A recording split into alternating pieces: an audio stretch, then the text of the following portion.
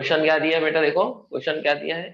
A linear charge distribution produces an electric field of 36 into 10 की power 18 newton per coulomb at a distance 0.5 metre from it. Find the linear charge density in coulomb per metre. चलिए बनाएंगे। ठीक है, question में क्या दिया है, linear charge distribution के कारण कितने डिस्टेंस में, 0.5 मीटर के डिस्टेंस में इलेक्ट्रिक फील्ड कितनी है, 36 इंटू 10 की पावर 18 न्यूटन पर कूलम, है ना। जैसे मान लो ये एक लीनियर चार्ज डिस्ट्रीब्यूशन मतलब एक वायर है उसमें चार्ज डिस्ट्रीब्यूटेड है। तो ये वायर है लॉन्ग वायर है मान लो, इसमें चार्ज डिस्ट्रीब्यूटेड है ना। इसके कारण at a distance of 0.5 metre, small R से डिनोट कर लेता हूं उसको, 0.5 मीटर, यहाँ जो इलेक्ट्रिक फील्ड दी है ये कितनी है, 36 इंटू 10 की पावर 18 न्यूटन पर कूलम। ये आपको इलेक्ट्रिक फील्ड दी है, ठीक है ना। तो लीनियर चार्ज डिस्ट्रीब्यूशन के कारण आपको इस पॉइंट पर इस चार्ज, लीनियर चार्ज डिस्ट्रीब्यूशन मतलब ये एक लाइन से चार्ज डिस्ट्रीब्यूटेड, लाइन में या बोलो वायर में चार्ज डिस्ट्रीब्यूटेड है ना। एक वायर लाइक स्ट्रक्चर है उसमें चार्ज डिस्ट्रीब्यूटेड है, उससे आर डिस्टेंस में, ऑब्वियसली आर डिस्टेंस कौन सा डिस्टेंस होगा, परपेंडिकुलर डिस्टेंस होगा। तो आर डिस्टेंस में जिसकी वैल्यू है 0.5 मीटर, यहाँ इलेक्ट्रिक फील्ड आपको दी है 36 into 10 power 18 newton per coulomb. हमको क्या फाइंड करना है, इसका इसका लीनियर चार्ज डेंसिटी फाइंड करना है ना। ये आज का पहला क्वेश्चन। लीनियर चार्ज डेंसिटी मतलब बेटा चार्ज, है ना, चार्ज पर यूनिट लेंथ, तो उसकी यूनिट क्या होगी, कूलम पर मीटर। ठीक है, हमको मालूम है electric field due to linear charge distribution का फॉर्मूला होता है lambda by 2 pi epsilon naught R. हमको चाहिए लैम्डा, तो क्या लिखूंगा, लैम्डा हो जाएगा E into 2 pi epsilon naught R, ये हो जाएगा E into 2 pi epsilon naught R, ये हो जाएगा, है ना। तो लैम्डा हो जाएगा E into 2 pi epsilon naught R. तो यहाँ से लैम्डा हो जाएगा बेटा E इंटू, अब एक काम करते हैं, हमेशा क्या किया करो कि 2 पाई एप्सिलॉन नॉट को 1/4 मतलब 4 पाई एप्सिलॉन नॉट में कन्वर्ट करने की कोशिश किया करो, ताकि अपन उसको 1/4 पाई एप्सिलॉन नॉट के फॉर्म में लिख पाए। तो E इंटू, अगर मैं ऊपर 2 से मल्टीप्लाई करूंगा तो डिवाइडेड बाई भी 2 करूंगा, तो ऊपर 2 से मल्टीप्लाई होगा तो ये 4 पाई एप्सिलॉन नॉट हो जाएगा डिवाइडेड बाई 2 इंटू आर, ये हो जाएगा स्ट्रक्चर। बोलो अब 1/4 पाई एप्सिलॉन नॉट नॉट होता है 9 इंटू 10 की पावर 9, 1/4 पाई एप्सिलॉन नॉट, तो 4 पाई एप्सिलॉन नॉट कितना होगा, 1/9 इंटू 10 की पावर 9। बोलो क्लियर है ना। हमको मालूम है कि देखो 1/4 पाई एप्सिलॉन नॉट होता है 9 इंटू 10 की पावर 9, देयरफॉर 4 पाई एप्सिलॉन नॉट कितना हो जाएगा बेटा, 1/9 इंटू 10 की पावर 9। बोलो क्लियर है यहाँ तक,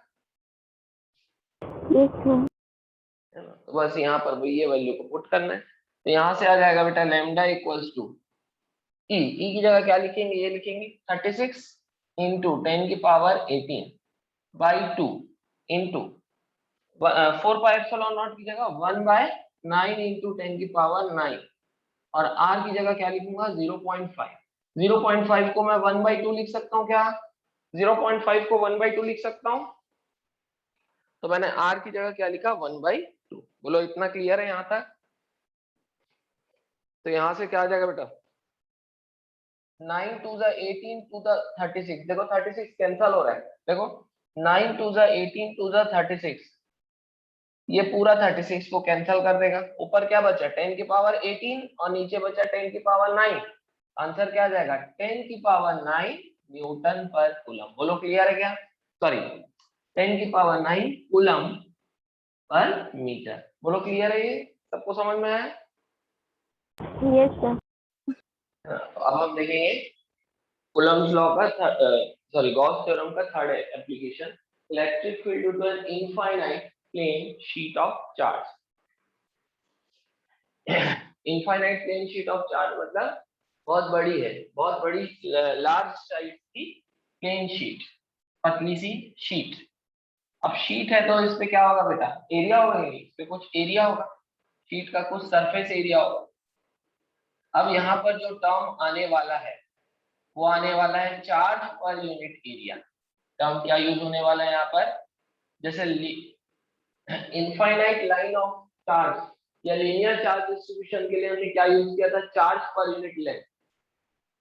चार्ज पर यूनिट लेंथ जिसको मैंने लीनियर चार्ज डेंसिटी बोला था, क्योंकि उसमें चार्ज कैसे डिस्ट्रीब्यूटेड था, लाइन में। अब यहाँ पर क्योंकि ये प्लेन शीट है चार्ज की, पेपर के जैसे, पेपर आपने देखा है ना आपकी कॉपी का पेपर हो गया, उतनी पतली शीट है ना, प्लेन शीट ऑफ चार्ज। तो एक प्लेन शीट ऑफ चार्ज है, उसमें चार्ज का डिस्ट्रीब्यूशन, एक प्लेन शीट है उसमें चार्ज ऐसे डिस्ट्रीब्यूटेड। अब ये एरिया में डिस्ट्रीब्यूटेड है चार्ज, तो यहाँ पर टर्म आने वाला है sigma, that is charge per unit area. यहाँ क्या टर्म आने वाला है, चार्ज पर यूनिट एरिया। यहाँ पर टर्म आने वाला है चार्ज पर यूनिट एरिया, ठीक है। So electric field due to infinite plane sheet of charge, infinite का मतलब कि बड़ी है, ये large size है, large size plane sheet of charge।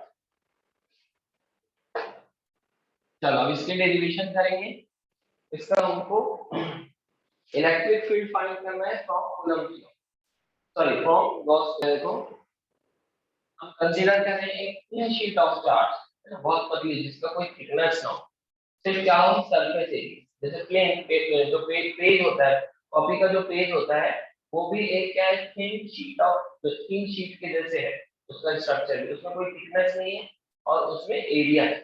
तो let us consider a thin sheet of charge infinite in extent, infinite in extent मतलब बहुत बड़ा एरिया होता है उसका, and having the surface charge density sigma. Surface charge density मतलब charge per unit area sigma. लिख लीजिए पहले। अगला पॉइंट देखेंगे, लेट P be a point at distance small r from the sheet. Sheet से स्मॉल r डिस्टेंस में एक पॉइंट है P, जहां पर हमको क्या फाइंड करना है, इलेक्ट्रिक फील्ड इंटेंसिटी, ठीक है। लिख लेंगे यहाँ तक।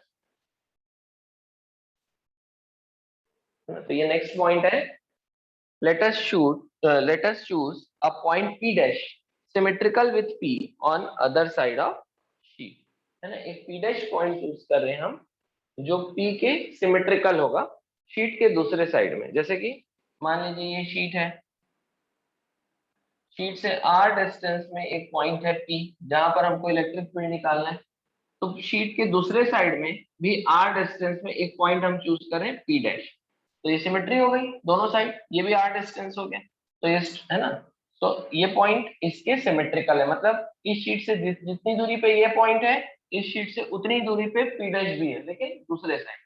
So let us choose a point P dash symmetrical with P on other side of sheet. तो P वो पॉइंट है जहां पर हमको इलेक्ट्रिक फील्ड निकालना है। P कहां पर है, at a distance small r from plane sheet of charge, ठीक है। और हमने एक चूज किया है P डैश, एक सिमेट्रिकल पॉइंट चूज किया है अदर साइड ऑफ शीट, मतलब पेज का एक साइड है, एक साइड में पॉइंट P है, तो पेज के दूसरे साइड में पॉइंट P डैश है, सेम डिस्टेंस में। और ऐसा क्यों किए ये हम आगे देखेंगे, पहले आप लोग यहाँ तक लिख लीजिए। हम क्या कर रहे हैं, हम गॉस लॉ का यूज करके इलेक्ट्रिक फील्ड हमको फाइंड करना है। तो गॉस लॉ का यूज करना है तो हमको क्या ड्रॉ करना पड़ेगा, एक इमेजिनरी क्लोज सरफेस, जिसको हम बोलते हैं गॉसियन सरफेस। अब इमेजिनरी क्लोज सरफेस का स्ट्रक्चर फिक्स्ड है, जैसे कि अगर पॉइंट चार्ज होगा तो इमेजिनरी क्लोज सरफेस होगा स्फेरिकल, लाइन चार्ज के लिए इमेजिनरी क्लोज सरफेस होता है सिलेंड्रिकल। यहाँ पर भी प्लेन शीट के लिए भी हम इमेजिनरी क्लोज सरफेस का जो स्ट्रक्चर बनाएंगे वो क्या बनाएंगे, सिलेंड्रिकल, ठीक है। तो लिखेंगे पॉइंट, हम क्या बना रहे देखो, है ना। अब हमें गॉसियन मतलब इमेजिनरी सिलेंड्रिकल सरफेस बनाएंगे जो कि इस शीट से पास होगा, है ना, मतलब इस शीट को कट करेगा और ये दोनों पॉइंट्स को टच करेगा या दोनों पॉइंट से पास करेगा, ठीक है। ये हो गया क्या, imaginary cylindrical surface, imaginary cylindrical surface, ये गॉसियन सरफेस बने। इस केस में गॉसियन सरफेस ऐसा बने, ठीक है। पहले आप लोग लिख लीजिए यहाँ पर। अब मान लो अभी आप लोग बनाएंगे नहीं, मान लो ये दोनों एंड्स का एरिया ए, इसका भी ए है और इसका भी ए, इसका भी एरिया ए है और इसका भी ए, ठीक है। तो इसका भी ये जो एरिया जो तो सिलेंडर का एरिया जो शीट को कट करेगा वो भी ए होगा। तो अगर ये एरिया ए है तो ये भी एरिया ए होगा, मतलब वो एरिया जो शीट को कट कर रहा है किसका, गॉसियन सरफेस का, गॉसियन सिलेंडर का वो एरिया जो शीट को कट कर रहा है वो भी ए होगा। बोलो ये समझ में आएगा, जो शीट को कट कर रहा है भाई, क्योंकि ये एरिया अगर ए है तो ये एरिया भी ए होगा कि नहीं, बोलो। और ये भी एरिया क्या होगा, ए, क्योंकि स्ट्रक्चर क्या है, सिलेंड्रिकल है। बोलो समझ में आ रहा है ये? Yes sir. तो लिखेंगे let A be the area, let A be the area of each plane end. ये जो प्लेन एंड है इनके एरिया है, मान लो ए, एरिया क्या है ना, ये जो प्लेन जो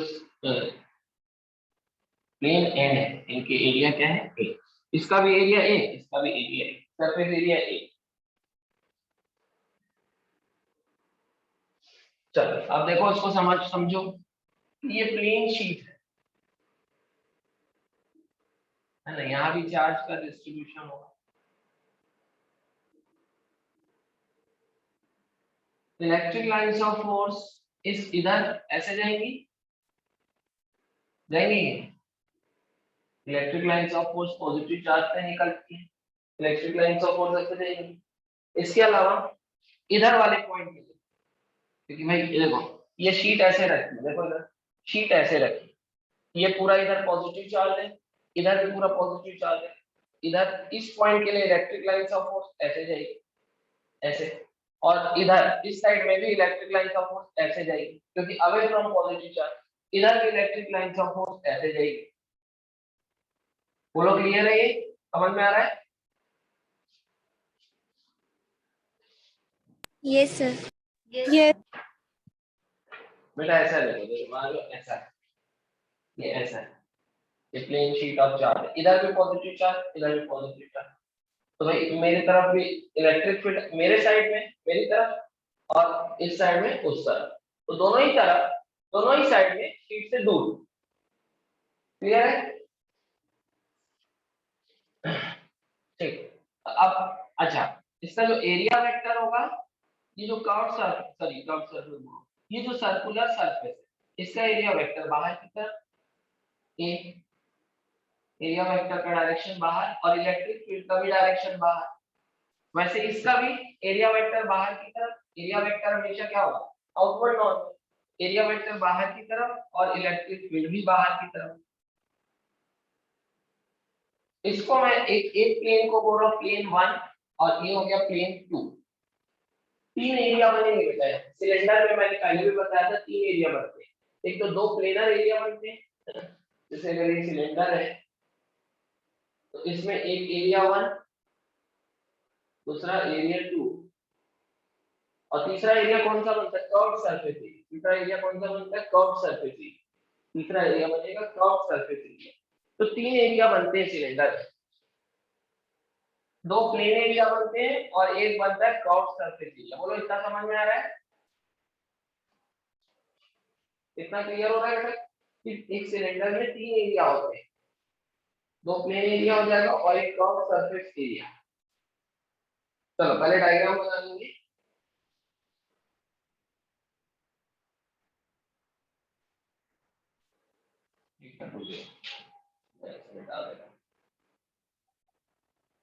ये प्लेन शीट ऑफ चार्ज है बेटा, इनफाइनाइट एरिया की है ना।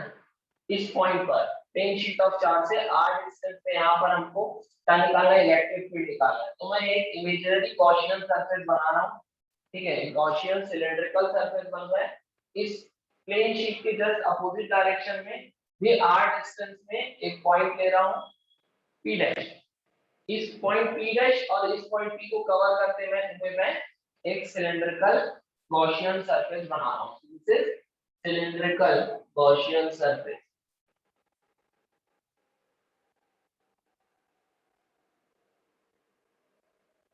है ना। इसका एरिया ये कर्व है ना, ये जो प्लेन सरफेस है इसका एरिया मान लो ए, इसका एरिया वेक्टर का डायरेक्शन इधर, इधर इलेक्ट्रिक फील्ड का भी डायरेक्शन होगा, वैसे इस साइड प्लेन सरफेस का एरिया है ए, एरिया वेक्टर का डायरेक्शन इधर होगा, इलेक्ट्रिक फील्ड का भी डायरेक्शन इधर होगा। एरिया वेक्टर का डायरेक्शन क्या होगा, अपवर्ड नॉर्मल, और इलेक्ट्रिक फील्ड का भी डायरेक्शन इधर बाहर है।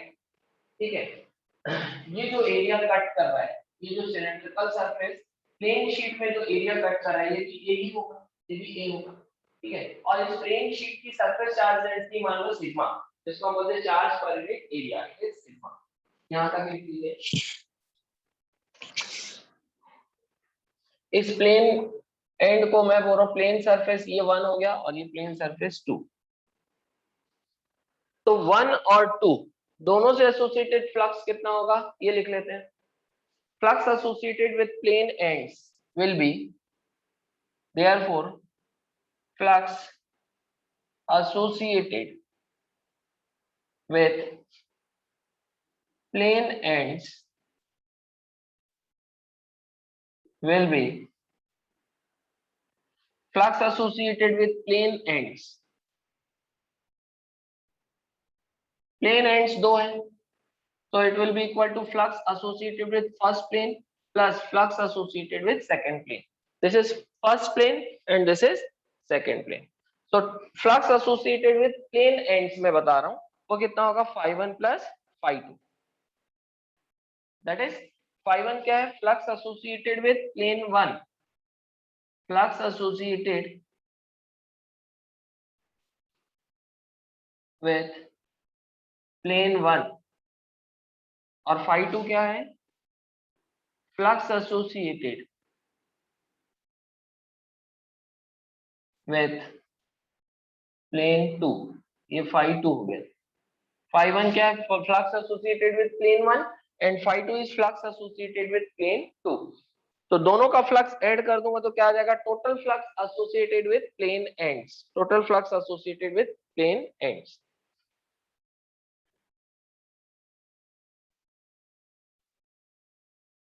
अब यहां पर देखो बेटा, यहां पर इस प्लेन एंड से एसोसिएटेड फ्लक्स अगर मुझे निकालना है, इसका एरिया वेक्टर बाहर है, इलेक्ट्रिक फील्ड भी बाहर है, तो phi1 कितना हो जाएगा, E A cos 0, क्योंकि एरिया वेक्टर और इलेक्ट्रिक फील्ड के बीच का एंगल 0 हो जाएगा, तो phi1 कितना आएगा, E A। बोलो समझ में आया क्या, phi1 कितना आ जाएगा, E A। बोलो क्लियर है,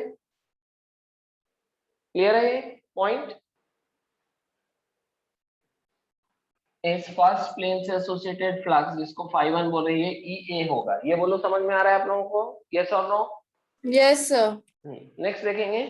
अब ये जो प्लेन एंड है सेकंड, इससे एसोसिएटेड फ्लक्स कितना होगा, इलेक्ट्रिक फील्ड भी इधर और एरिया वेक्टर भी इधर, तो flux associated with plane end 2 will also be EA cos 0, that is equal to EA। तो चाहे प्लेन एंड 1 हो चाहे प्लेन एंड 2 हो, दोनों से फ्लक्स एसोसिएट कितना होगा, EA। देयरफॉर है ना, अब देयरफॉर फ्लक्स एसोसिएटेड, इसको यहां लिख रहा हूं बेटा, therefore flux associated with plane ends will be phi1 की जगह भी A plus phi2 की जगह भी EA, that is 2EA, that is 2EA। तो flux associated with plane ends क्या हो जाएगा, 2EA। बोलो यहाँ तक क्लियर है? Yes sir. अच्छा, ये जो कर्व सरफेस बना बेटा, इससे एसोसिएटेड फ्लक्स कितना होगा बता सकते हैं क्या? कर्व सरफेस से एसोसिएटेड फ्लक्स कितना होगा? Flux associated with the curve surface, देखो कर्व सरफेस का एरिया वेक्टर ऐसा होगा बाहर की तरफ, ये होगा एरिया वेक्टर, और इलेक्ट्रिक फील्ड ऐसे जा रही है हॉरिजॉन्टल। किसी भी पॉइंट पर अगर आप देखो, चाहे इस कर्व सरफेस की बात करो तो इसका एरिया वेक्टर इधर, इलेक्ट्रिक फील्ड हॉरिजॉन्टल। तो किसी भी कर्व सरफेस की बात करूं, इलेक्ट्रिक फील्ड और एरिया वेक्टर के बीच का एंगल कितना है, 90। इलेक्ट्रिक फील्ड और चाहे इधर मैं बात करूं, इधर भी एरिया वेक्टर इधर और इलेक्ट्रिक फील्ड इधर, कितना एंगल हो गया, 90। बोलो क्लियर है क्या? देखो ऐसा, ये ऐसा है कर्व सरफेस, ये ऐसा, इलेक्ट्रिक फील्ड ऐसा जा रही है, एरिया वेक्टर ऐसा, इलेक्ट्रिक फील्ड ऐसा जा रही है, एरिया वेक्टर ऐसा है, दोनों के बीच का एंगल कितना होगा, 90 होगा। तो यहाँ पर क्योंकि थीटा 90 है, क्योंकि थीटा 90 है इसलिए कर्व सरफेस से एसोसिएटेड फ्लक्स जीरो होगा, क्योंकि cos 90 क्या हो जाएगा, जीरो। बोलो क्लियर हो रहा है, क्लियर हो रहा है ये पॉइंट, sir. क्लियर है बेटा सबको, बोलो समझ Yes, में आ sir. रहा है? Yes, sir. तो लिखेंगे, नेक्स्ट पॉइंट लिखेंगे, flux associated with curve surface. Next point लिखेंगे, flux associated with curved surface of Gaussian cylinder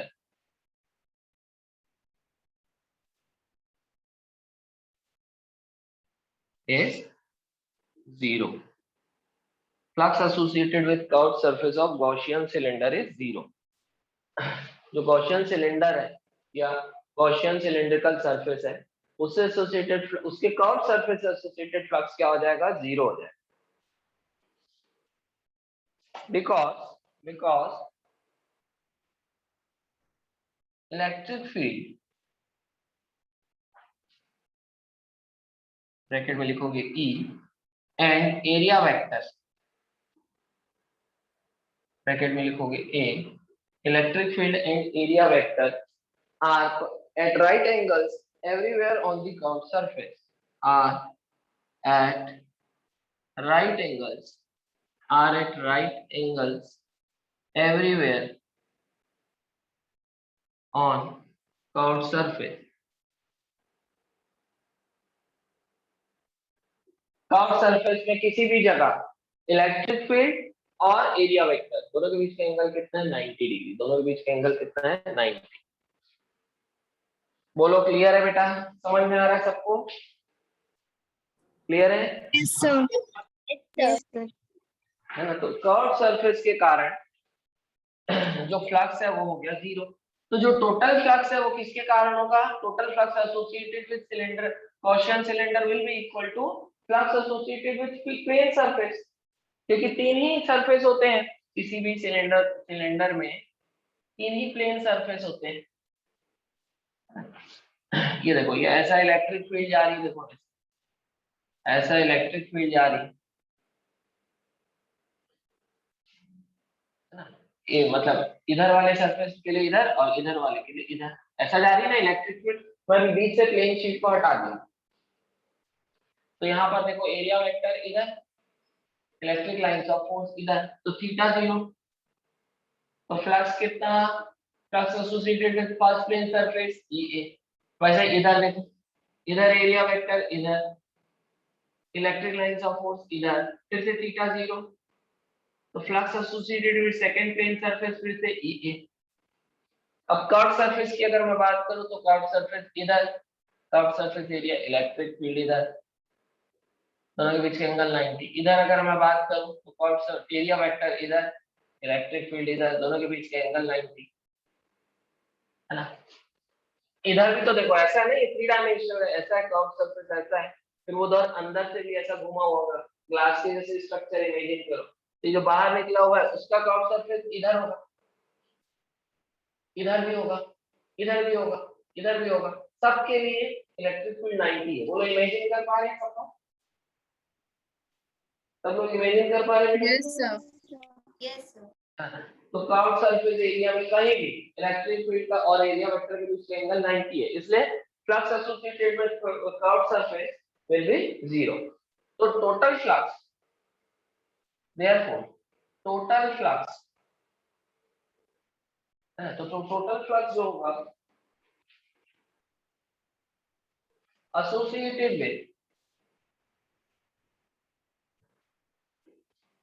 with Gaussian, total flux associated with Gaussian surface will be phi total will be equal to flux associated with plane surface, okay, phi 1 plus phi 2, ये भी E है, ये भी E है, कितना आएगा 2E।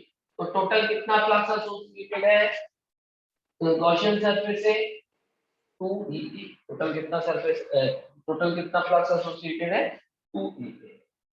तो इसको हम इक्वेशन 1 लिखेंगे। Total flux associated with Gaussian surface is 2EA। बोलो यहाँ तक समझ में आया आप लोगों को? Yes, sir.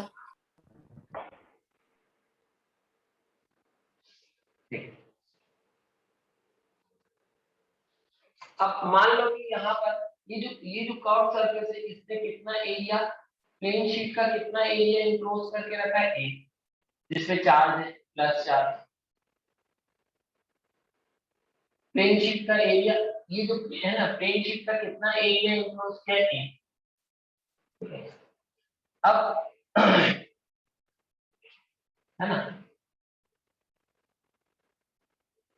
अब अगर मैं बोलूं कि Q इन कितना होगा, charge enclose by this Gaussian surface, Q in कितना होगा, Q इन कितना होगा, तो Q इन होगा, देखो सिग्मा क्या होता है, surface charge density, charge per unit area. A area में मान लो कितना चार्ज है Q, ये ए एरिया भाई, ये जो गॉसियन सिलेंड्रिकल सरफेस है ये कितना एरिया काट के रखा है शीट का, ए एरिया।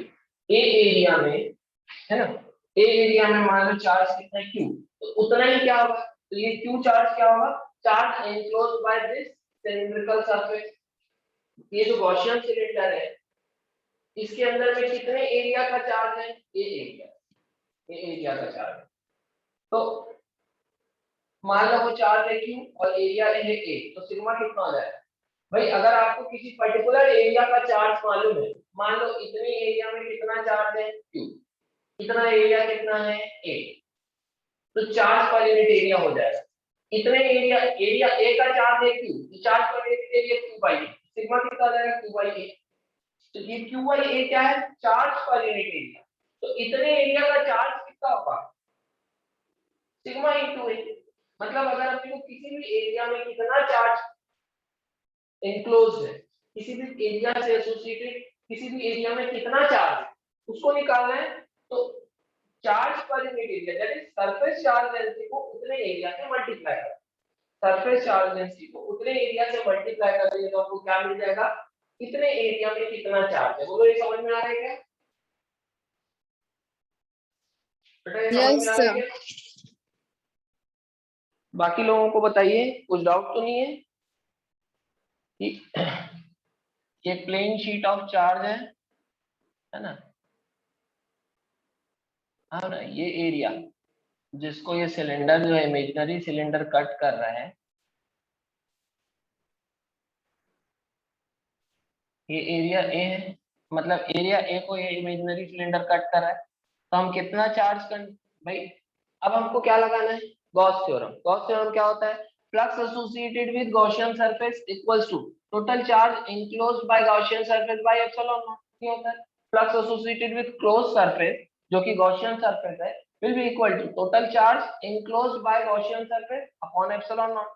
अब हमको ये देखना है कि ये जो गॉसियन सिलेंड्रिकल सरफेस है ये इसके अंदर में कितना चार्ज है, इसके अंदर में कितना चार्ज होगा, जितने एरिया को ये काटेगा कट करेगा उतने एरिया का चार्ज ये अपने अंदर लिया है। बाकी चार्ज से इसको मतलब नहीं, बाहर के चार्ज, बाकी बाहर के चार्ज से इसको मतलब नहीं, हमको तो इस गॉसियन सरफेस के अंदर कितना चार्ज है वो देखना है।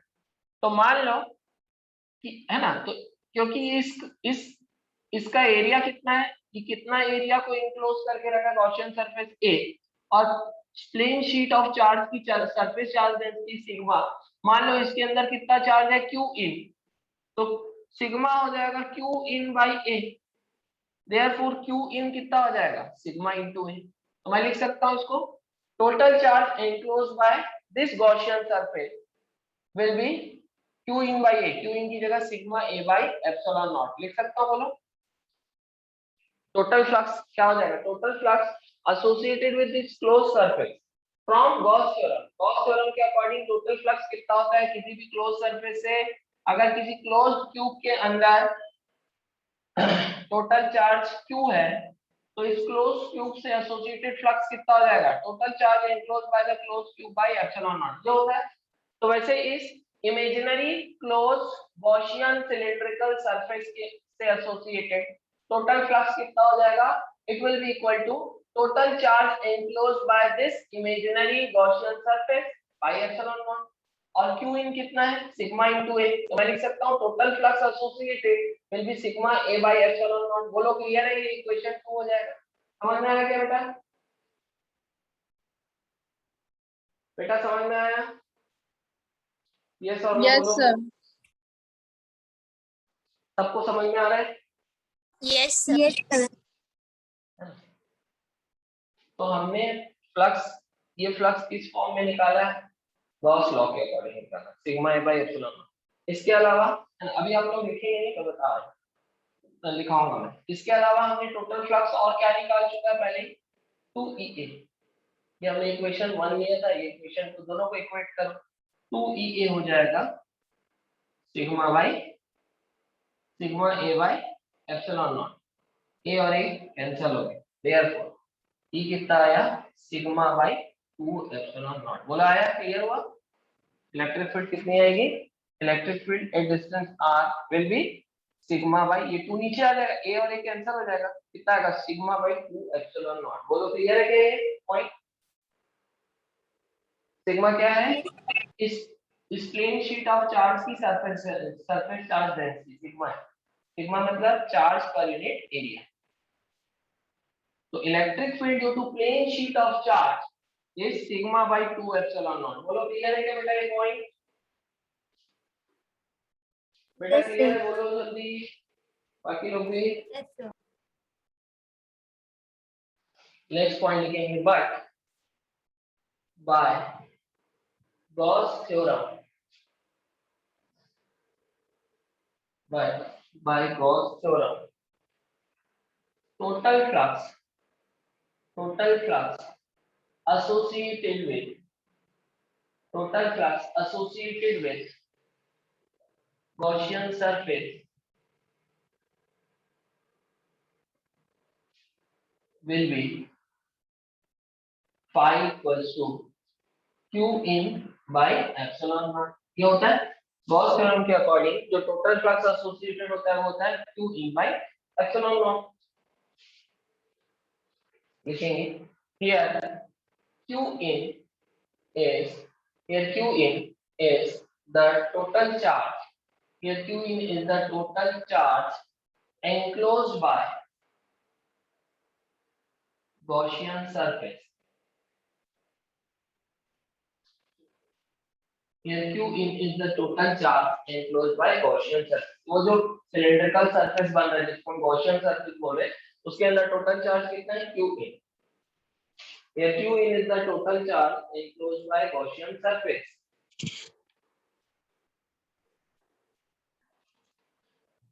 Therefore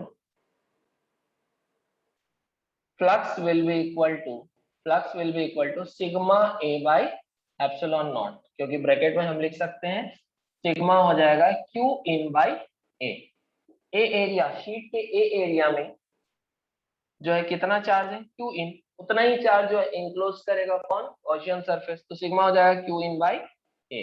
तो यहाँ से q in की जगह मैंने किसको सब्स्टिट्यूट कर दिया सिग्मा a को, तो ये हो गया सेकेंड इक्वेशन। बोलो क्लियर हुआ क्या ये?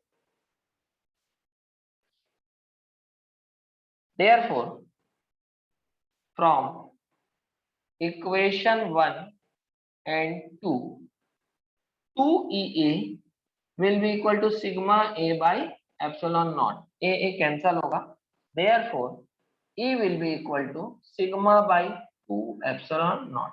ये क्या हो जाएगा बेटा sigma by 2 epsilon naught, E will be equal to sigma by 2 epsilon naught। बोलो क्लियर है? समझ में आया? बोलो समझ में आया क्या? देखिए ये फॉर्मूला ध्यान रखेंगे अपन, ये प्लेन शीट ऑफ चार्ज है जिसकी सरफेस चार्ज डेंसिटी, देखो बेटा चाहे प्लेन शीट ऑफ चार्ज में पॉजिटिव चार्ज हो चाहे नेगेटिव चार्ज हो, फॉर्मूला वही है। क्या चेंज होगा बता सकते हैं? चेंज क्या होगा इलेक्ट्रिक फील्ड का डायरेक्शन, क्योंकि इस पॉइंट पर नेगेटिव शीट के कारण इलेक्ट्रिक फील्ड इधर हो जाएगी टुवर्ड्स द शीट, और पॉजिटिव शीट के कारण अवे फ्रॉम द शीट। बोलो क्लियर है ना? चाहे प्लेन शीट ऑफ चार्ज में पॉजिटिव चार्ज रखो चाहे नेगेटिव चार्ज रखो, फॉर्मूला वही रहेगा इलेक्ट्रिक फील्ड का सिग्मा बाय 2 एप्सिलॉन नॉट। लेकिन हाँ डिफरेंस क्या रहेगा कि अगर शीट पॉजिटिवली चार्ज है तो उसके कारण इलेक्ट्रिक फील्ड का direction away from the charge होगा या अवे फ्रॉम द शीट होगा, और शीट अगर नेगेटिवली चार्ज है तो उसके कारण इलेक्ट्रिक फील्ड का डायरेक्शन किधर होगा, टुवर्ड्स द शीट। बोलो क्लियर है क्या ये पॉइंट? Yes, sir. Yes, sir. है ना? तो अगर एक प्लेन शीट ऑफ चार्ज है जिसकी सरफेस चार्ज डेंसिटी सिग्मा है तो उसके कारण किसी पॉइंट पर इलेक्ट्रिक फील्ड का फॉर्मूला आपको क्या मिला, सिग्मा बाई 2 एप्सिलॉन नॉट। बोलो क्लियर है ये? Yes, sir. Yes, sir.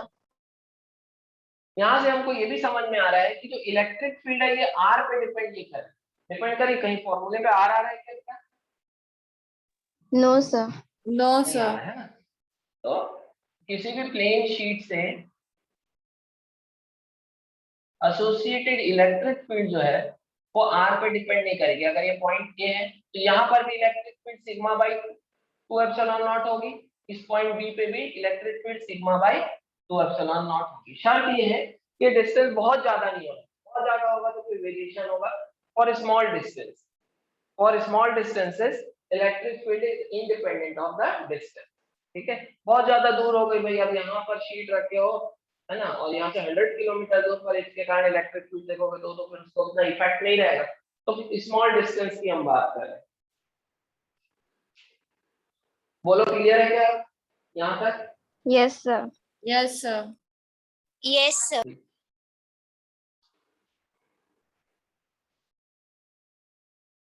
It is clear that first point लिखेंगे, it is clear that electric field intensity due to infinite plane sheet of charge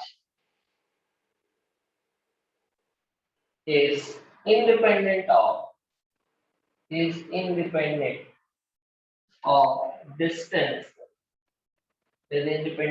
distance from plane sheet, bracket में small r। तो electric field जो है it is independent of distance, r पे depend नहीं करेगी। इसमें हमको और लिखना है distance should be small.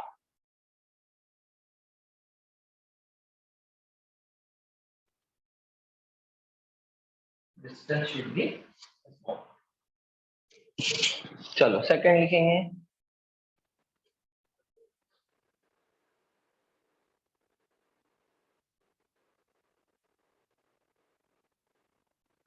Next लिखेंगे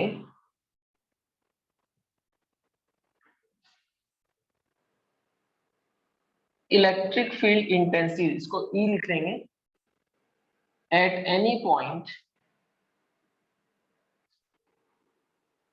ब्रैकेट में लिखेंगे P और P dash is directed away, electric field intensity at any point P or P dash is directed away from sheet of positive charge,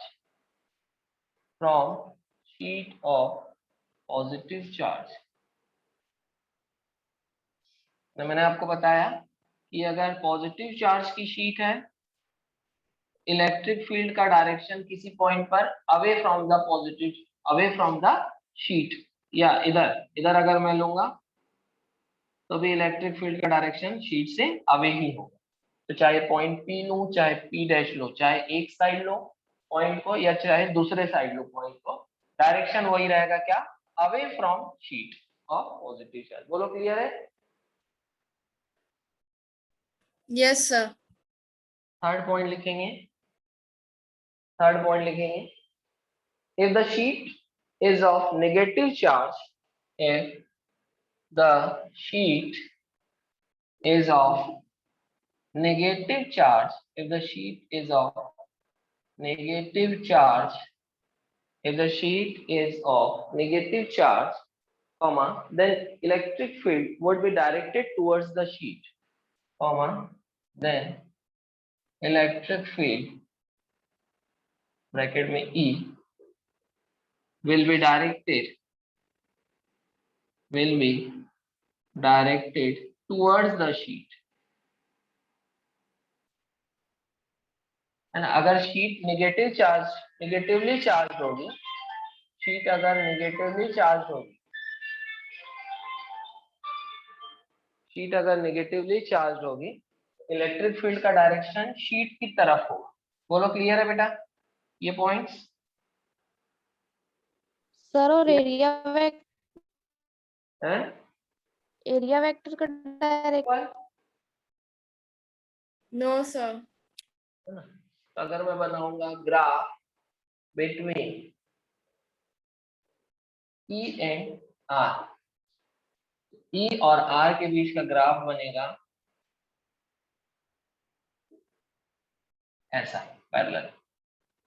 ये क्या है? फॉर इनफाइनाइट प्लेन शीट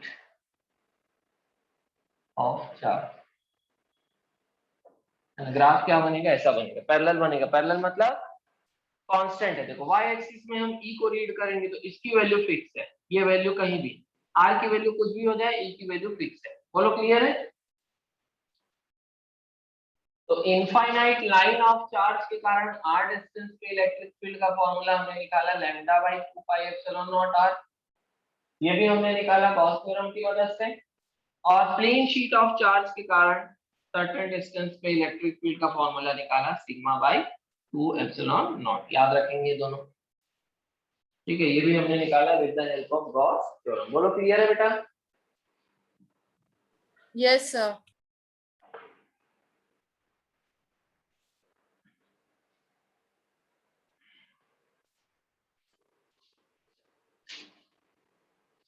ये आप लोग क्वेश्चन देख लीजिए।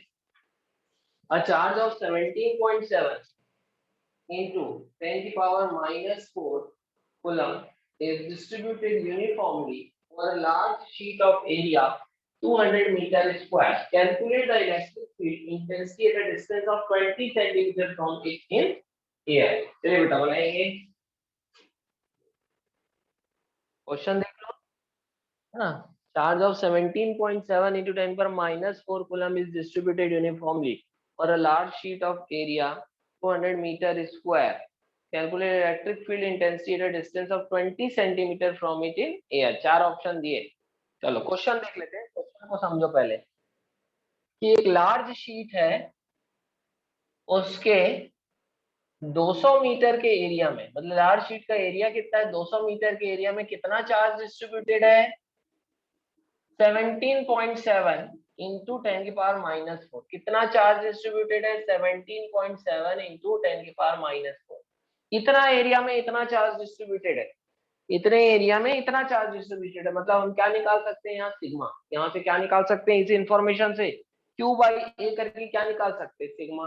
क्या बोल रहा है बेटा? Calculate electric field intensity at distance of 20 centimetre from it in air. यहाँ से 20 सेंटीमीटर डिस्टेंस में हमको क्या निकालना है? ई निकालना है। कोई बात नहीं, हमने फॉर्मूला ऑलरेडी डिराइव किया हुआ है, सिग्मा बाई 2 एप्सिलॉन नॉट। क्या लिख सकते हैं इसको? सिग्मा की जगह Q बाई ए लिख सकते हैं, Q by A 2 epsilon naught. बोलो क्लियर है? ये होगा कि नहीं? सिग्मा क्या है? Charge per unit area. तो Q by A 2 epsilon not लिख सकते हैं। जितना किसी पर्टिकुलर एरिया में कितना चार्ज है, अगर वो पता है तो आप क्या निकाल सकते हो? Sigma, charge per unit area. Therefore E कितना हो जाएगा बेटा? Q by A 2 epsilon naught. Q कितना है देखो? 17.7 इंटू 10 की पावर -4 बाई एरिया कितना है? 200 metre square into 2 into epsilon naught की वैल्यू याद है क्या अपने को? एप्सिलॉन नॉट की वैल्यू होती है 8.85। बोलो एप्सिलॉन नॉट की वैल्यू कितनी होती है? 8.85 इंटू 10 की पावर -12 होती है। तो इसको हम क्या लिख सकते हैं? 8.85 इंटू 10 की पावर -12 न्यूटन मीटर स्क्वायर पर कूलम्ब स्क्वायर। बोलो क्लियर है? याद आ रही है वैल्यू एप्सिलॉन नॉट की? क्या गया बेटा देख लो। तो सिग्मा, सिग्मा की जगह क्या लिखूंगा? Q बाई ए, है ना? तो sigma by 2 epsilon naught, sigma की जगह Q by A 2 epsilon not. Electric field कितनी आ गई देख लो। अभी 17.7 बाई 8.85 होता है 2। 8.85 को इंटू 2 करोगे तो 17.7 मिलेगा। तो ये ऊपर गया 2 और 2 और ये 2 कैंसिल हो गया, तो नीचे क्या बचा देखो 1/200, ऊपर क्या बचा 10 की पावर माइनस, अच्छा ये 10 की पावर -4 और 10 की पावर -12, तो नीचे में और क्या बचा 10 की पावर -8। बोलो क्लियर है क्या? देखो फिर से 17.7 बाय 8.85 कितना ऊपर में बचा 2, 2 और 2 कैंसिल, नीचे क्या बचा 200, तो 1/200 और ये 10 की पावर -5 और -12 में नीचे क्या बचा 10 की पावर -8। बोलो क्लियर हुआ ये? अब इसको अपन e को क्या लिख सकते हैं देखो 10 की पावर -8 है, इसको ऊपर ले जाओ तो 10 की पावर 8 बाय 200 ऐसा लिख सकते हैं क्या? बोलो बोलो लिख सकते हैं ऐसा? ऐसा लिख सकते हैं अपन। अब यहाँ इसको मैं और क्या लिख सकता हूँ 10 की पावर 8 को 10 की पावर 3 इंटू 10 की पावर 8 बाई 200। बोलो लिख सकते हैं 10 की पावर सॉरी 10 की पावर 3 इंटू 10 की पावर 5। 10 की पावर 8 को स्प्लिट कर सकते हैं 10 की पावर 3 इंटू 10 की पावर 5 में, तो ये बन गया 1000 और ये हो गया 200। 1000 बाई 200 मतलब 5। क्या मिला बेटा 5 इंटू 10 की पावर 5। तो इलेक्ट्रिक फील्ड कितनी मिल रही है 5 इंटू 10 की पावर 5 न्यूटन पर कूलम। बोलो क्लियर हो रहा है क्या? समझ में आ रहा है क्या? बोलो। अगर आपसे बोलता 20 सेंटीमीटर की दूरी पे हमने इतनी निकाला, लेकिन अगर आपसे पूछता 10 सेंटीमीटर की डिस्टेंस में बताओ, तो भी इलेक्ट्रिक फील्ड इतनी ही होती कि नहीं? क्योंकि इलेक्ट्रिक फील्ड आर पे डिपेंड नहीं करती, डिस्टेंस पे डिपेंड नहीं करती है।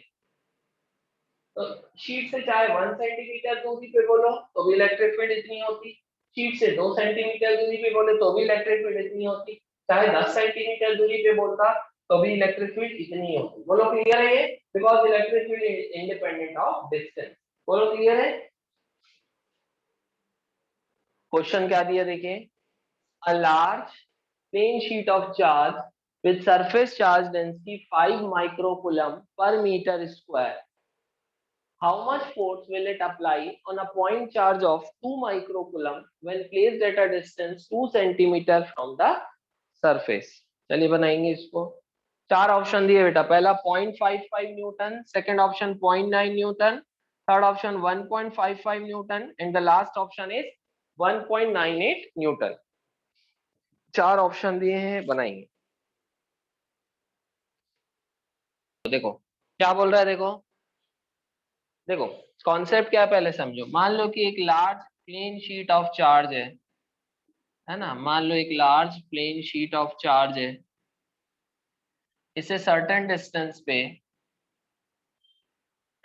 कोई एक चार्ज है Q, किसी एक चार्ज Q को यहां पर रखा गया, कहां पर? At a distance R from this plane sheet of charge, और आपसे पूछा जा रहा है कि इस पे कितनी फोर्स लगेगी, इलेक्ट्रोस्टैटिक फोर्स कितनी लगेगी। तो भाई कोई चार्ज किसी पॉइंट पर अगर है, उस पे इलेक्ट्रोस्टैटिक फोर्स कितनी लगी वो कैसे निकालते हैं? उस पॉइंट पर हमको इलेक्ट्रिक फील्ड कितनी है ये मालूम होना चाहिए। तो मान लो इस पॉइंट पर इलेक्ट्रिक फील्ड E है, तो अगर इस पॉइंट पर इलेक्ट्रिक फील्ड E है और यहाँ पर कोई चार्ज है Q, कोई दूसरा चार्ज है, इस चार्ज की मैं बात नहीं कर रहा, बाहर से कोई चार्ज आया Q, इस Q चार्ज पे कितनी इलेक्ट्रोस्टैटिक फोर्स लगेगी QE। बोलो लगेगी कि नहीं? यही तो कॉन्सेप्ट है ना, कि अगर भाई ये जो प्लेन शीट ऑफ चार्ज है ये अपने चारों तरफ क्या बनाएगी, इलेक्ट्रिक फील्ड बनाएगी। अब उस इलेक्ट्रिक फील्ड में अगर कोई दूसरा चार्ज आएगा तो उस पर क्या लगेगी, इलेक्ट्रोस्टैटिक फोर्स लगेगी। तो अगर इस पॉइंट पर कोई चार्ज है और इस पॉइंट की इलेक्ट्रिक फील्ड E है, इस पॉइंट पर अगर कोई चार्ज Q आएगा तो उस पर कितनी इलेक्ट्रोस्टैटिक फोर्स लगेगी QE। बोलो क्लियर है ये पॉइंट? कितनी फोर्स लगेगी इस चार्ज में QE। तो कॉन्सेप्ट यही है बेटा। तो यहाँ से फोर्स कितनी लगी QE, E की जगह सिग्मा बाई 2 एप्सिलॉन नॉट लिख सकते हैं, E की जगह सिग्मा बाई 2 एप्सिलॉन नॉट। बस ये फॉर्मूला हम लगा देंगे तो हमको क्या मिल जाएगा, इस चार्ज पे लगने वाली फोर्स। देखो फिर से, large plane sheet of charge है विद सरफेस चार्ज डेंसिटी दी हुई है, हम इसको सिग्मा ले लेते हैं। How much force will it apply on a point charge of 2 microcoulomb. तो मान लो 2 माइक्रोकूलम को मैंने किससे डिनोट किया, Q से। तो इस Q चार्ज में कितनी फोर्स लगेगी, कौन लगाएगी, ये शीट कितनी फोर्स लगाएगी जब वो एक सर्टेन डिस्टेंस में रखी होगी। तो डिस्टेंस से हमको उतना मतलब तो है नहीं, तो फोर्स का फॉर्मूला होगा Q इंटू ई, फोर्स का फॉर्मूला हो जाएगा Q इंटू ई। अब E हमको मालूम है, प्लेन शीट ऑफ चार्ज के कारण सर्टेन डिस्टेंस पे E होता है सिग्मा बाई 2 एप्सिलॉन नॉट, इसलिए मैंने फॉर्मूला लिख दिया Q into sigma by 2 epsilon naught. बोलो क्लियर है क्या बेटा यहाँ तक? कोई दिक्कत तो नहीं है? पॉइंट क्लियर है यहाँ तक सारे? अब हम लोग इस फॉर्मूले में वैल्यूज पुट करने के पहले जो वैल्यूज दी है उनकी यूनिट्स चेक कर लेते हैं। जैसे चार्ज की यूनिट होना चाहिए कूलम, सिग्मा की यूनिट होना चाहिए, सिग्मा होता है charge per unit area. Sigma होता क्या है, देखो चार्ज पर यूनिट एरिया, तो इसकी एसआई यूनिट क्या होगी, चार्ज की होगी कूलम और एरिया की मीटर स्क्वायर। तो सिग्मा की एसआई यूनिट क्या होना चाहिए, कूलम पर मीटर स्क्वायर। आप लोग नोट करके लिख सकते हो, SI unit of sigma is coulomb per meter square, coulomb per meter square। ऐसा यूनिट क्या होगी, सिग्मा की coulomb per metre square, sigma की ऐसा यूनिट होगी कूलम पर मीटर स्क्वायर। तो यूनिट्स चेक कर लेते हैं, जो वैल्यूज हमको दी है वो प्रॉपर ऐसा यूनिट में दी है कि नहीं, अगर नहीं दी होगी तो उसको ऐसा यूनिट में कन्वर्ट करते हैं। ठीक है, चलो कन्वर्ट करते हैं। तो यहाँ से क्या क्या वैल्यूज दी है बेटा देख लेते हैं। पहले तो हमको सरफेस चार्ज डेंसिटी की यूनिट दी है 5 micro coulomb per metre square. तो इस माइक्रो को हमको कूलम में कन्वर्ट करना पड़ेगा, तो ये हो जाएगा 5 इंटू 10 की power -6 coulomb per metre square. अब ये बन गई प्रॉपर ऐसा यूनिट, ये आ गया सिग्मा। तो सिग्मा इज प्रॉपर ऐसा यूनिट में सिग्मा को मैं क्या लिखूंगा, 5 इंटू 10 की power -6 coulomb per metre square. ठीक है, चार्ज की वैल्यू आपको कितनी दी है, 2 माइक्रोकूलम। फिर से microcoulomb is not the SI unit, इसको कन्वर्ट करो, 2 इंटू 10 की पावर -6 कूलम करूंगा। तो अब ये प्रॉपर हो गई चार्ज की यूनिट। तो अब ये दोनों हमने पा लिया किसमें, प्रॉपर एसआई यूनिट में। अब बस फोर्स का ये फॉर्मूला इसमें रख देंगे, तो फोर्स हो जाएगी बेटा Q, Q sigma by 2 epsilon not, that is Q की वैल्यू रखेंगे 2 इंटू 10 की पावर -6 इंटू सिग्मा कितना है देखो 5 इंटू 10 की power -6 by 2 epsilon not. Epsilon naught की जगह क्या लिखेंगे, 8.85 इंटू 10 की पावर -12। अब देख लीजिए 2 और 2 कैंसल हो गया, ये 10 की पावर -6 और 10 की पावर -6 इस 10 की पावर -12 को कैंसिल कर दिए, बचा क्या 5 अपॉन 8.85, बचा क्या 5 अपॉन 8.85। तो ये डेसिमल करेंगे तो ये 50 बन जाएगा। तो 8 5 मतलब 0.55 के अराउंड ये आ रहा है आंसर, 0.55 न्यूटन। तो कितनी फोर्स लगेगी इस चार्ज पे, 0.55 न्यूटन। बोलो क्लियर हो रहा है क्या, हैंड्स अप करेंगे अगर समझ में आ रहा है तो। चलिए बेटा नेक्स्ट क्वेश्चन देख लेते हैं। नेक्स्ट क्वेश्चन देखिए, समझिए इसको कि दो शीट है, ये मान लीजिए एक शीट है,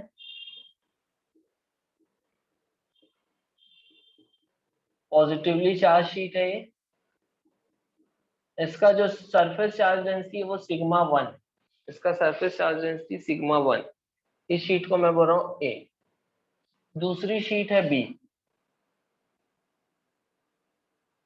इसकी सरफेस है ना ये भी पॉजिटिवली चार्ज है और इसकी सरफेस चार्ज डेंसिटी सिग्मा 2।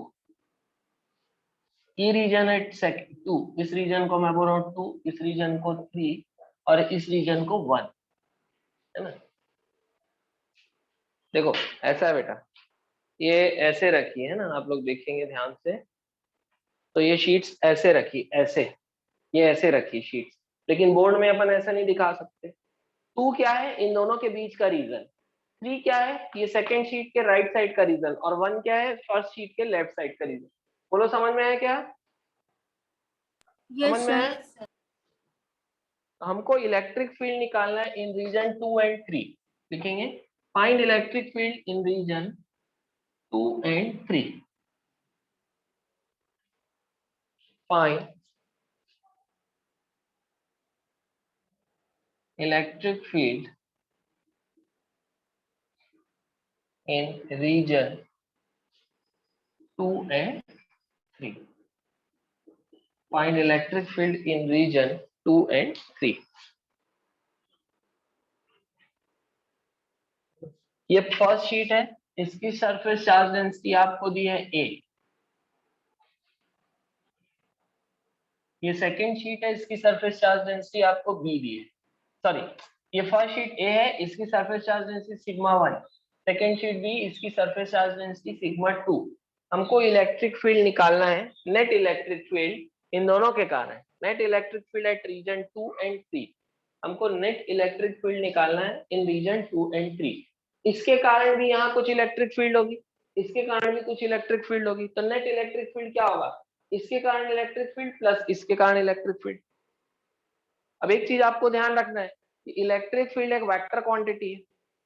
अगर वेक्टर क्वांटिटी तो आपको डायरेक्शन का भी ध्यान रखना होगा। अगर कोई इलेक्ट्रिक फील्ड राइट साइड है उसको अगर आप प्लस साइन दे रहे हो, तो अगर किसी इलेक्ट्रिक फील्ड का डायरेक्शन लेफ्ट साइड है तो उसको क्या साइन दोगे, माइनस साइन दोगे। तो ये सब चीजें आपको ध्यान में रखना होगा। हम पहले देखते हैं electric field in the region 2। ये 2 है। अब यहाँ पर इलेक्ट्रिक फील्ड ए के कारण भी होगी और बी के कारण भी होगी। ए के कारण electric field away from the sheet right side होगी, ए का डायरेक्शन राइट साइड होगा, और बी के कारण ये भी पॉजिटिवली चार्ज शीट है, उसके कारण इस पॉइंट पर away from the sheet E B. बोलो ये डायरेक्शन समझ में आया क्या?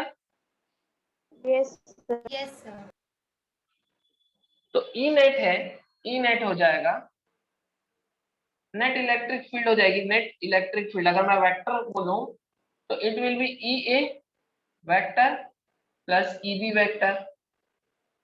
लेकिन क्योंकि दोनों अपोजिटली डायरेक्टेड है, जब भी दो वेक्टर अपोजिटली डायरेक्टेड होते हैं तो नेट जो रिजल्टेंट है वो कैसे निकालते हैं, vector of larger magnitude minus vector of smaller magnitude. जैसे मान लो कि ये बॉक्स है, इस पे इधर फोर्स लग रही F1 और इधर फोर्स लग रही F2। मान लो F1 है 8 न्यूटन, मान लो F2 है 2 न्यूटन।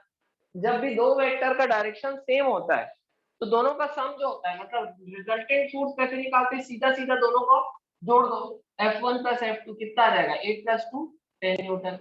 लेकिन अगर मान लो कि राइट साइड में 8 न्यूटन की फोर्स लग रही है और लेफ्ट साइड में 2 न्यूटन की फोर्स लग रही है, तो नेट फोर्स या रिजल्टेंट फोर्स कैसे निकालेंगे, जब दो वेक्टर अपोजिट डायरेक्शन में लगते हैं तो क्या करते हैं, लार्जर माइनस स्मॉलर कर देते हैं। तो 8 माइनस 2 कितना आ जाएगा, क्योंकि एक को पॉजिटिव साइन दोगे एक को निगेटिव दोगे, तो एक्चुअल में ये हो जाता है 8 plus minus 2, plus into minus minus, तो सीधा सीधा क्या किया करो, लार्जर माइनस स्मॉलर कर दिया, लार्जर माइनस स्मॉलर।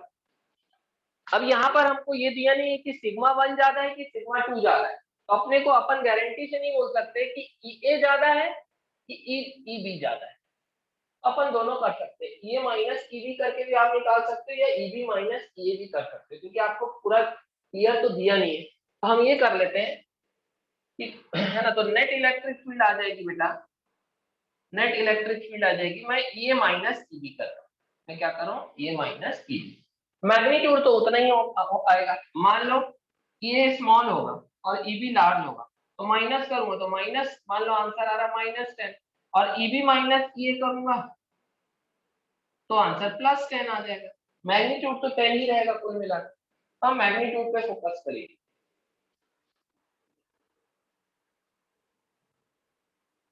क्या आ जाएगा देखो,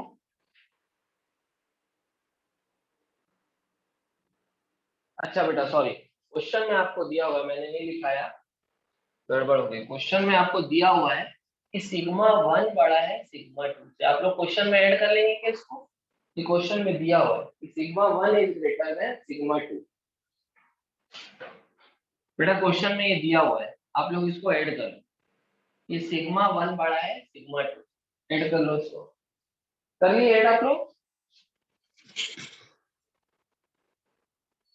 लिख लियो इसको बेटा कि Yes, सिग्मा sir. 1 मतलब ये जो शीट ए है इसकी सरफेस चार्ज डेंसिटी ज्यादा है शीट बी से, तो ई ए क्या होगा देखो, ई ए क्या होगा, मतलब ए के कारण इलेक्ट्रिक फील्ड कितनी होगी यहाँ पर, ई ए हो जाएगा सिग्मा ए ई ए, सिग्मा ए एक्चुअल में सिग्मा 1 है बाई 2 एप्सिलॉन नॉट, और ई बी क्या हो जाएगा, मतलब इस शीट के कारण इस पॉइंट पर इलेक्ट्रिक फील्ड का मैग्नीट्यूड कितना होगा, मैग्नीट्यूड हमेशा पॉजिटिव दिखाते हैं, तो सिग्मा 2 बाई 2 एप्सिलॉन नॉट, ऐसा होगा क्या देखो।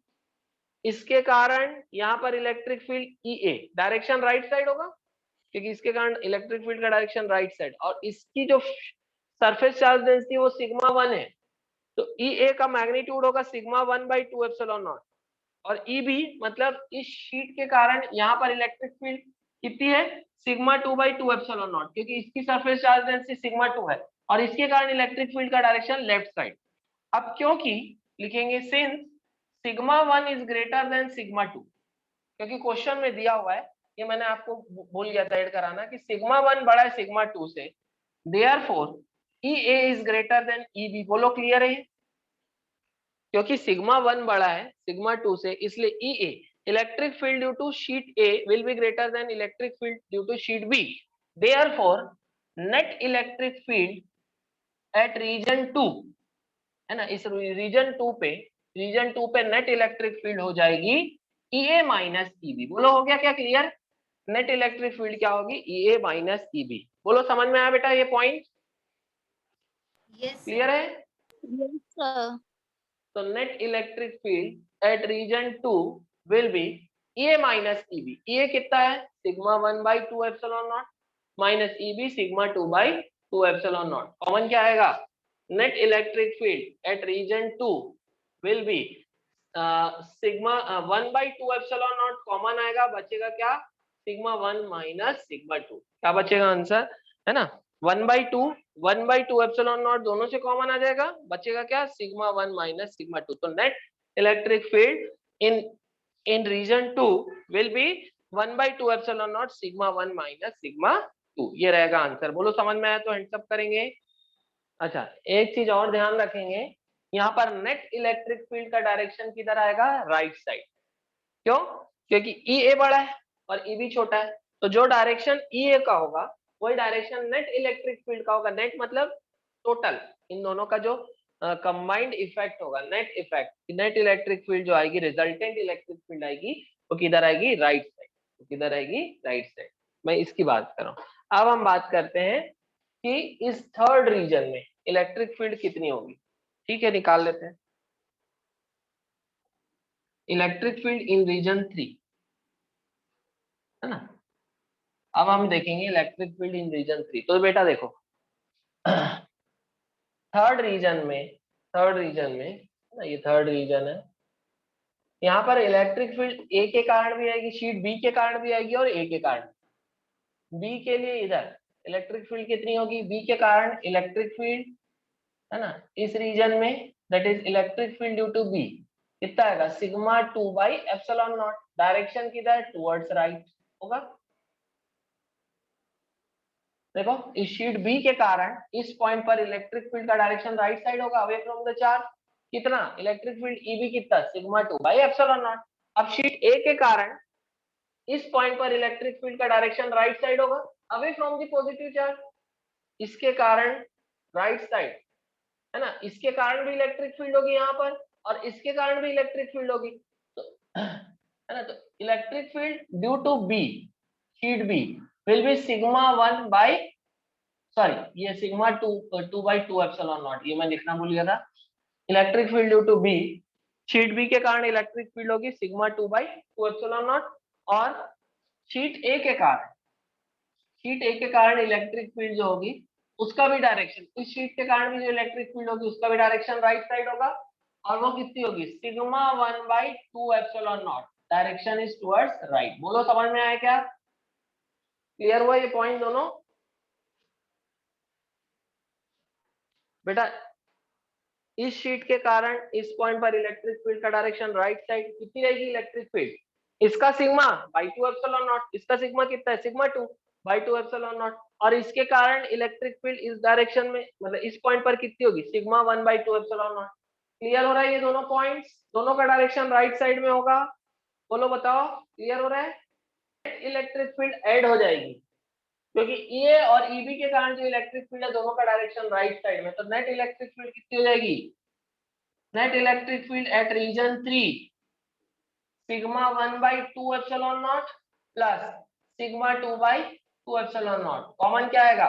1/2 एप्सिलॉन नॉट ब्रैकेट में सिग्मा 1 प्लस सिग्मा 2। डायरेक्शन बताओ नेट इलेक्ट्रिक फील्ड का? राइट साइड, क्योंकि इसके कारण भी राइट, इसके कारण भी राइट, तो दोनों का कॉम्बिनेशन भी राइट होगा। तो नेट इलेक्ट्रिक फील्ड जो होगी थर्ड रीजन में will be this and the direction will be right। बोलो बेटा समझ में आया कि आप लोग बता रहे नहीं हो जल्दी से? आप लोग बहुत टाइम लग लो। रीजन 1 पे बनाओ, चलो इलेक्ट्रिक फील्ड कितनी होगी, चलो ट्राई करो जल्दी से। रीजन 1 पे इलेक्ट्रिक, रीजन 1 क्या है, शीट ए के लेफ्ट साइड वाला रीजन। ये जैसे ये ए है, ये बी है, बी के, ये बी है, बी के राइट साइड वाला रीजन रीजन 3 है, ये ए है, ये बी है, दोनों के बीच वाला रीजन जो है वो 2 है, और ए के लेफ्ट वाला रीजन 1 है। तो मैं बोल रहा हूँ रीजन 1 में इलेक्ट्रिक फील्ड निकालो, चलो क्या है बेटा देखो। अब हम बात कर रहे हैं, ये दोनों प्लेन शीट ऑफ चार्ज है, तो फर्स्ट के लेफ्ट की बात कर रहे हैं। तो भाई इधर इस पॉइंट पर अगर मैं बात करूं फर्स्ट रीजन में, ये शीट ए है, ये शीट बी है, ए के कारण भी यहाँ फील्ड होगी, इसका डायरेक्शन लेफ्ट साइड होगा, ये पॉजिटिव चार्ज है, यहाँ पर पॉजिटिव चार्ज से अवे होगा, इधर इलेक्ट्रिक फील्ड का डायरेक्शन, इलेक्ट्रिक फील्ड का डायरेक्शन ए के कारण लेफ्ट साइड। अब बी के कारण भी तो यहाँ शीट बी के कारण भी, शीट बी के कारण भी तो यहाँ पर इलेक्ट्रिक फील्ड होगी, इसके कारण क्या होगा, इसके कारण भी, क्योंकि इस पे भी पॉजिटिव चार्ज है, इसके कारण भी इधर इलेक्ट्रिक फील्ड लेफ्ट साइड होगी, बी के कारण भी जो फील्ड होगी वो लेफ्ट साइड होगी, ई बी, दोनों के कारण फील्ड लेफ्ट साइड है, क्योंकि दोनों फील्ड का डायरेक्शन सेम है, इसलिए फिर से नेट इलेक्ट्रिक फील्ड निकालोगे तो दोनों को ऐड कर दोगे, ई नेट, ई ए का भी direction left side, E B का भी डायरेक्शन लेफ्ट साइड। अच्छा, ई ए का मैग्नीट्यूड कितना होगा, इस शीट ए के कारण मैग्नीट्यूड कितना होगा, सिग्मा 1/2 एप्सिलॉन नॉट। डिस्टेंस से कोई मैटर नहीं इलेक्ट्रिक फील्ड का, कि इससे इलेक्ट्रिक फील्ड पास है और इससे दूर है, डिस्टेंस कोई मैटर नहीं करता। अभी हमने देखा ना कि प्लेन शीट ऑफ चार्ज के कारण डिस्टेंस का कोई प्रभाव या कोई इफेक्ट नहीं पड़ता है। तो ए के कारण यहाँ इलेक्ट्रिक फील्ड कितनी, सिग्मा 1/2 एप्सिलॉन नॉट। बी के कारण यहाँ इलेक्ट्रिक फील्ड कितनी, सिग्मा 2/2 एप्सिलॉन नॉट। तो नेट इलेक्ट्रिक फील्ड कितनी होगी, net electric field at point 1, region 1 में नेट इलेक्ट्रिक फील्ड कितनी होगी, E A plus E B.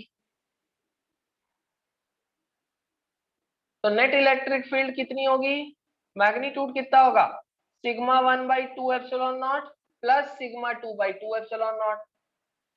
कितना आ जाएगा, 1/2 epsilon naught common, sigma 1 plus sigma 2, फर्क कहां पर आएगा, डायरेक्शन में। Net electric field at region 1 का मैग्नीट्यूड इतना आया, डायरेक्शन लेफ्ट होगा, क्यों, क्योंकि इसके कारण यहाँ पर लेफ्ट, इसके कारण यहाँ पर इलेक्ट्रिक फील्ड लेफ्ट, तो नेट इलेक्ट्रिक फील्ड का भी डायरेक्शन लेफ्ट। बोलो अब समझ में आया क्या, अभी क्लियर हुआ सबको, नोट कर लेंगे बेटा, आप समझ में आया सबको तो हैंड्स अप करेंगे।